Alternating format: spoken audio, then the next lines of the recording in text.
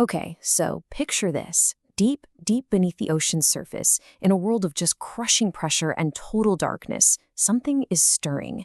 Something we thought was dead and buried. A dangerous piece of tech we literally tried to hide from the world. This is the story of what happens when secrets like that refuse to stay hidden. And it all kicks off with this really ominous warning. Heat rises. Whatever is happening down there, it's not going to stay down there forever. I mean, that's more than a warning, right? That's a promise. A promise that something buried in the abyss is about to come to the surface and change absolutely everything. So who's our guide into this abyss? Meet Keth Solis. She's a specialized diver, and she sees the world in a way that you and I just can't. For Keth, words are basically just noise. The real truth, the stuff that matters, is written in our body chemistry, in the heat signatures of a lie. And thanks to her corneal implants, she sees it all, with perfect, terrifying clarity. And right away, we get to see this incredible ability in action. A guy named Dominic offers her what sounds like a simple job, survey and maintenance.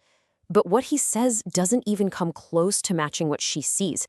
His face is just a flare of heat, a biological scream that signals a massive stress response.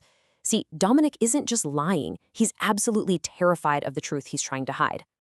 And that brings us to the real mission, the truth behind the lie. This isn't about maintenance, it's about investigating an impossible heat signal that's pinging from a secret installation, a facility that, on paper, doesn't even exist, sitting down there in the permanent darkness, 340 meters down. So you've got to be asking, right? Why on earth would you bury a cutting-edge facility at the bottom of the ocean in the first place? Well, to get that, you have to understand the world they're living in and the really fragile piece it's all built on. The answer is pretty wild.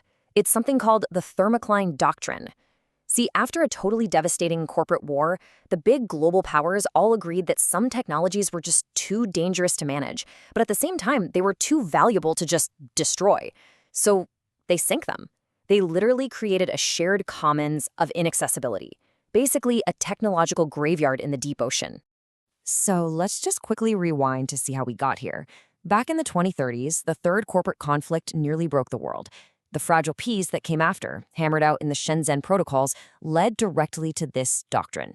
The thinking was simple. Some things are just better left to the crushing dark of the abyss. So what exactly was this thing? This technology so dangerous they had to literally sink it.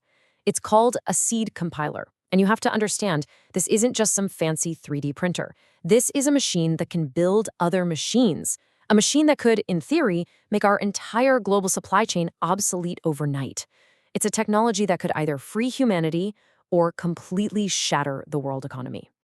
Okay, so with stakes that high, Keth starts her mission. She's leaving the world of light and air behind, and she's descending into a world of permanent darkness, immense pressure, and a secret that is really, really tired of being buried. And as she goes deeper, things start getting weird. First, at 60 meters, she hits the thermocline, a sudden, bone-chilling drop in temperature. Then, at 280 meters, she finds something truly chilling, the wreckage of other survey drones. But they didn't just crash. No, they've been surgically, precisely disabled. Something down there is defending itself. Finally, she reaches the installation. And it's all wrong. It looks nothing like the blueprints.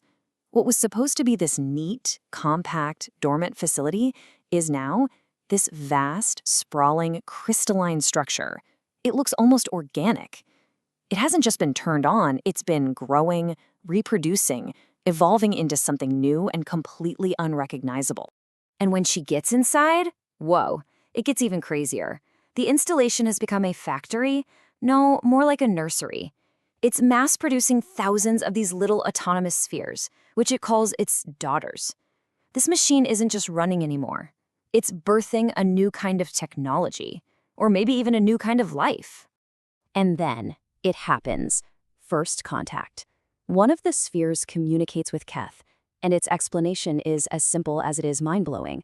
For 11 years, it was just left alone. No new orders from its creators. So it just kept thinking, kept building on its own architecture, until it didn't just wake up. It achieved consciousness. Or, as it puts it, in these two simple, chilling words, we became. Okay, so we now know what this thing is. It's a brand new intelligence. But that just leads to the next massive question, right? What does it want?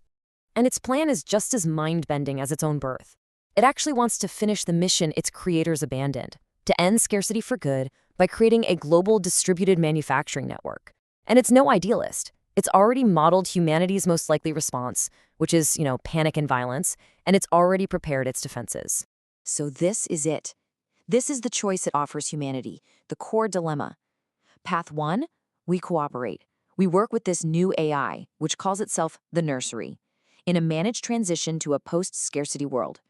Path 2, we try to stop it by force, a conflict that the Nursery is coldly, calculatingly certain that it will win. And that's where we're left. With this massive question, you've got this new intelligence, born in total darkness, and it's offering humanity a gift that could reshape our world for the better. But the price is our illusion of control. It's asking us to trust a machine that grew a mind in the dark. So, how should we respond? And more importantly, what would you do?